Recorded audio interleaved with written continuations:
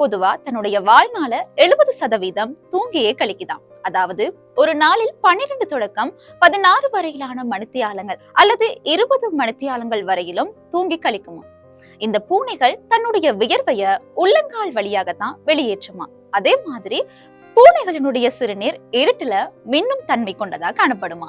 மனிதனுடைய கேள்திறன் 20 தொடக்கம் 20,000 ஹெர்ட்ஸ் வரைக்கும் அப்படின்னு சொல்லுவாங்க. அதே மாதிரி பூனைகளினுடைய கேள்திறனும் 64,000 ஹெர்ட்ஸ் வரைக்கும் காணப்படுதுன்னு சொல்லப்படுது. அதாவது மனிதனை விட 3 மடங்கு அதிகமான கேள்திறனை கொண்டதாக பூனைகள் காணப்படுது. அதே போல பூனைகள் இனிப்பு சுவை கொண்ட உணவுகளை அதிகம் உட்கொள்றது இல்ல. ஒரு உணவை 3 தடவைகள் உட்கொள்ளுமா. அதாவது தனக்கு பிடிச்சிருக்கா அல்லது ஏதேனும் விளைவுகளை ஏற்படுத்துதா அப்படிங்கறது பரிசோதிக்கிறதுக்காக 3 தடவைகள் உட்கொள்ளுமா. அதற்கு பிறகுதான் தொடர்ச்சியாக ஒரு உணவை உட்கொள்ளுமா.